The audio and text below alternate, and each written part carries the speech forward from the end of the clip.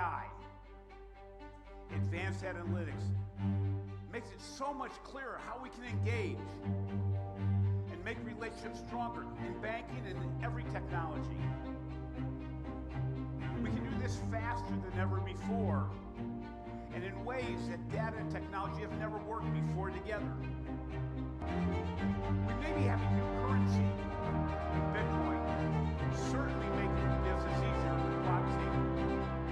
But we have to be afraid of things like cybercrime and even thinking about what happens when the human is displaced by machines and how we retrain those people through automation. We also have to realize that there's other aspects we haven't even thought of. How does 3D technology come into that? How does 5G interaction happen with speed? We're embracing the fourth industrial revolution. We're embracing banking transformed. When we look at what we're doing today, what we have to realize is that things around us are changing so fast and in ways that we almost take for granted. We now have rockets that blast off and land their rocket boosters back on the ground. Back when I was young, we got amazed by people just going around the earth 3 times. In fact, the first man to circle the earth came from Ohio, where I'm from. But what's interesting is now we take this all for granted. So sometimes change is happening around us at a speed and in a way that we've never seen before and that we almost take complacently. But it's happening. And we have to realize that as these things are happening, there are generations of young people, most of you are in the audience, that have only known technology that's tactile, that's visual, as opposed to typing or writing. That changes the way everything that we're doing in the banking world and everything we're doing as students and as bankers and as business people. But we have to realize that because of this change, we have to change with it. We have to change in ways that embrace this change and move us to new levels. We have to realize that the data and the technology, the transfer of information, is making it possible to do things that we've never done before. They're also allowing us ways to differentiate what we're applying to customers on a level that's person to person as opposed to group to group. We expect personalized experiences, ones that are made specifically for us, not only what we believe and think, but even where we are. We, again, take this for granted, where technology is allowing us to know exactly what's happening around us, where I am right now. I suppose someone back in the States, where I'm from, knows that we had a fire alarm a few minutes ago. Initially, they probably thought everybody was just leaving my presentation in the middle, but then I made sure I shot all of you coming back so it made it look like everybody was coming to my presentation. But that technology is instantaneous right now. We also are able to see people in ways we've never seen them before. We have cameras everywhere. And as a result, we can identify people not just for crime, but for the benefit of us. If I'm able to get information based on exactly where I am at any time, that's to my benefit. But privacy becomes more and more important in that kind of world. But privacy is only a problem if you're not applying value towards that privacy. If I'm not getting something back for giving you who I am, I'm going to have a problem with privacy. We also have to realize that we're going to be engaging in ways that go far beyond the phone or the watch. We're going to be looking for ways to engage digitally that may be tactile or may be invisible. It wasn't but 5 years ago that we got concerned about people walking through the streets, talking in this what looked like space, because they weren't talking into their phones. There may be a time that we're just pointing to things in space. But we have to look at things digitally and not as a mobile device or not as a watch. It may be invisible. We also have to realize that this personalization makes it so that what we want are really proactive engagement. I don't want to know what happened maybe 20 minutes ago or yesterday or the day before. I want my financial institution, I want my digital technology partners, my businesses, to help me with my day, to make my day easier by engaging with me proactively and saying what I probably should think about. Almost like a digital concierge. I want my partners to think on my behalf to say, you know what, your balances are a little bit lower than they usually are at this time of the month. You have a rent payment due in another 2 weeks. You have a tuition payment due next month. You maybe shouldn't buy that big screen TV. As opposed to telling me after I bought the big screen TV that I've overdrawn my account. That's what we're talking about with the integration of data and advanced analytics. And overall, what I want is I really want to simplify my life. That's all we're looking for. We're looking for fewer pushes, fewer voice commands, fewer things that I have to do to make my life easier.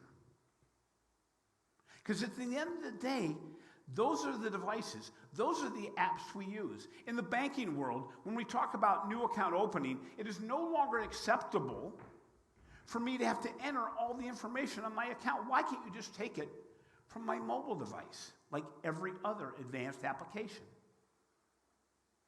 I don't want you to ask all the information that you can find on your own, just to make it easier for you. We have to remember to also that during the day, during transactions, we want to eliminate friction. I was at a restaurant in Paris over the weekend, and I saw this place where you actually scanned what you wanted to put on your menu, what you want to put in your tray. It would automatically charge you through an app. That got rid of friction. That got rid of the line of people wanting to stand in the queue to pay for their food. So everything we can do to eliminate friction, to simplify my life in any industry, banking or otherwise, is a benefit to me, the consumer.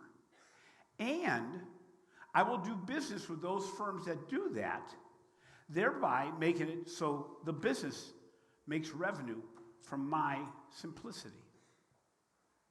We also have to realize that AI and different forms of engagement are making it so that we're communicating in different ways. We're now using voice. We're now using spatial to be able to say, you know, how can I engage better? How can I find out what I need better? How can I transact better? And how can I get better results? And through platforms, we are also seeing financial institutions take elements in the marketplace, take the combination of a fintech firm and a major financial firm to make it so you can give me better services even when you maybe didn't build them. So with platforms, Morgan Stanley yesterday announced a purchase of a company that's going to make it so they can make better lending, that they can make better payments. They're looking to combine more and more different organizations that can answer every one of your questions to your advantage, not to theirs. So what we want to do is, at the end, we need to innovate. This is what this conference is about, is innovation. Banking transformation. We just did a study of the Digital Banking Report, and we found that those organizations that consider them the highest in the innovation quotient, who consider them the best innovators, not only are the best innovators, but they're the furthest along the curve of digital transformation. They have the highest level of customer satisfaction scores and the highest revenues. Now, we can talk about if it's the cart or the horse, if what comes before is the digital transformation, then innovation. But I will tell you that no firm anywhere is moving down the curve of digital transformation faster than those firms that believe in innovation, from a leadership perspective and from a cultural perspective. At the end, and we're talking about this more and more, it is not the technology that's going to differentiate the winners and the losers. It is the culture and the leadership at organizations. I'm going to repeat that. It is not the technology that's going to find the leaders. It's the culture and the leadership. Because only those firms with the right culture and the right leadership are going to be able to lead their companies to the future in a way that is good for the consumer and good for the company. Those firms that put in the right technology but don't have the right culture or leadership in place will not answer the question as to what's the way to do things right digitally. They may simply have a good tool. Uber's a great example. Uber's combined not only a technical app that makes getting from place A to place B better, but they've integrated payments. They've also integrated things like Uber Eats and Uber Delivery. They also have taken their technology of locating their cars and put it to the trucking industry and help trucking firms track all of their trucks. So what we're looking at is Uber kind of doing what open banking is supposed to do, which is how can you expand your services beyond what you originally developed for? Uber was not supposed to be a restaurant app, but now when I go from place A to place B, Uber can tell me what restaurants are like the restaurants I like and appreciate are in the areas where I'm going to, my destinations. We talk about Amazon and Alibaba. That's a great example of innovation across industries. Not only do they have a retail component, but they have a payment component. They have an interaction component. They have an engagement component. And aren't these the platforms that are going to win in the future? You know, we look at the technology involved and we realize that payments can be made easier and easier. This is an example on the screen where a gentleman's purchasing things and paying for them all in one step. This is done a lot of times at transit stations, where you can actually buy what you want to have at your destination and have the grocery bag ready and all paid for, removing friction from my life. Airbnb Experiences. A lot of people have gone and stayed in Airbnb, and initially, people that stayed at Airbnb lodging usually said, I saved a lot of money. Today, most people are saying, how much does it cost to stay in a location at a hotel? And I now want to spend about that much on an Airbnb because now it's almost a prestige factor to say, I was able to stay at this place for the same cost I would have stayed at just a regular hotel. But Airbnb has gone a step further. I'm a proponent, as many of my friends know, of something called Airbnb Experiences. Airbnb Experiences takes a non or a regular Airbnb user, and they found small group experiences in an area they're going to. So I would put in my Airbnb app, I'm going to Paris. And they would come to me with experiences, such as what I did this last weekend. I went to a baking class to bake some macarons. They came out okay. But it was a way to spend 2 hours with a very small group of friends to do something that most people, even in the area that I'm going to, haven't done. I've also in the past gone on a nighttime motorcycle tour of Paris. I did a cheese tasting class. I get tours of urban artwork in every city I go to. And wine tasting, of course. But what's interesting about Airbnb Experiences, it is expanding the ecosystem, which is really what banking is trying to do, expand the ecosystem to provide more to the consumer that likes that type of service. If you've been to an Apple store lately, you realize that the long tables in the back where they used to do all their repairs are no longer there at the updated stores. What they have now are huge screens. Why? Because they see their spaces now as learning spaces, not repair spaces or purchase spaces. You can still buy all your devices. It's where I got my phone. It's where I repair my Apple computer. But you go in there, and day after day, they have major classes with 40, 50, hundreds of people learning on site. When we think about branches today, these are not learning places. They're transaction places that nobody goes to. We have to rethink our distribution networks. In the end, we have to determine how we're going to expand the banking ecosystem at each one of our organizations to expand in the open banking way that brings together both finance and non-finance apps. Because what is happening, the consumer today is doing it even without us. I have a banking relationship in my bank, but I do all my banking with PayPal and Stripe. I receive all my payments, I make all my disbursements through PayPal and Stripe. What has happened, my bank still sees money coming in and out of the bank, but they know nothing about me. So what happens? PayPal is regularly offering me lines of credit and business loans pre-approved without any application. Why? Because they know everything about how I transact my business. If I wanted to go into a branch and do the same thing, they'd ask me to fill out probably a paper app, and I'd have to wait days for a decision. Most consumers would rather pay higher fees or higher rates to get an immediate decision on things they want to do. We are intolerant of slowness.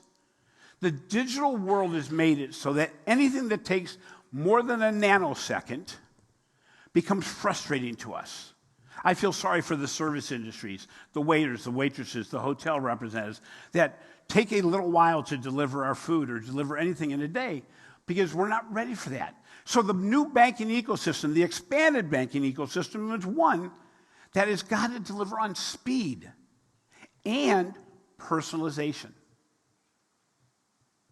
When people ask me, what's the technology that's the most important going forward, I'm saying the one that's going to be transitional is voice. And I'm not talking about the devices that you speak into and simply maybe get weather or your favorite music or sports scores. I'm talking about voice engagement where you start your day and the voice talks to you. At 6 a.m., it says, Jim, good morning. I want to tell you what the weather is today and also want to tell you some of your news. Do you want to get an update? And it gives me an update of what I'm interested in based on interactions I've had in the past. It then will say, by the way, you have an appointment today with John Matthews. And if you want to have that appointment, do you want me to take a reservation at the restaurant that he likes to go to? Do you also want me to download you all the recent engagement he's had on Facebook, LinkedIn, Twitter, so you can get an update on what's going on in his life? Do you want me to order you an Uber to get you to lunch? By the way, your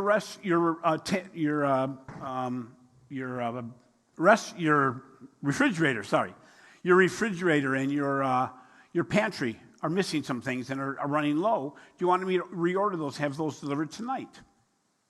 In addition, your wife said that she wanted to have lasagna tonight. Do you want me to get the same ingredients for the recipe you had the last time that you enjoyed? And do you want me to also get a red wine that would go with that? And finally, since you've been gone for about a week now, would you like me to order flowers for her? All this is available today with data and AI combined together with all the apps that are on my phone. That's the future of voice. It's not me asking voice questions and getting a lot of good answers. It's not Google. It takes it a step further, and it's my daily concierge. It makes my life easier again. What we need to do in the future, we need to take modified risks to move forward and do what we've not done in the past. We need these modified risks that are going to allow us to do things that have never been done before. Now, that's not very comfortable for the banking world. For you students out there, it's a much more comfortable state because you're used to taking risks. But as you move forward in your careers, you also have to realize that you're going to have to look at your business world differently. You don't have to look at it and say, I want to have this career, because this career may be this career for the next 3 years, and then you may want to move on to the next thing. What's interesting about digital transformation also is going to create strains. This is a picture from a week and a half ago in Cape Town. I was in Cape Town, and there's a protest of 30,000 bank employees. Those employees were protesting the fact that they've been displaced or were about to be displaced by digital technology. The reality is the responsibility is on the employee as well. We are not necessarily going to lose large numbers of jobs We are going to lose certain jobs that are no longer important in the banking industry. HSBC, I think, announced yesterday I think it was 10,000 jobs being eliminated. But they're also looking for 8,000 workers in areas that are not maybe teller positions or accounting positions. So the responsibility is on us. We need to embrace that change. We need to look at what's the next step? What's the next step in my career? And for many of us in the Middle Ages, not me, but many of you in the Middle Age, this is going to be tough because you've been in the same banking environment doing what you've done very well for quite some time. You have to look and say, what's the next thing I get to do? And look at it as an opportunity and not a risk. So in the end, what we really need to do is decide if we're ready for the digital transformation that's happening, not in the banking industry, but in banking and all industries. We have to realize that changes never happen this fast and will never happen this slowly again. We have to realize that consumer expectations are increasing at a pace never before seen, and that data and technology is the answer to almost every one of our questions. We have to realize that the future of banking really depends on changing leadership and culture in a way that we've never done before. So I ask you, are you ready to embrace change? Take those changes that you're afraid of and move forward exponentially. Are you ready to take risks? Risks that get you out of your comfort zone. But most importantly, are you ready to disrupt yourself? Are you ready for the future? Are you going to be part of that future of digital transformation? The future is yours. Thank you.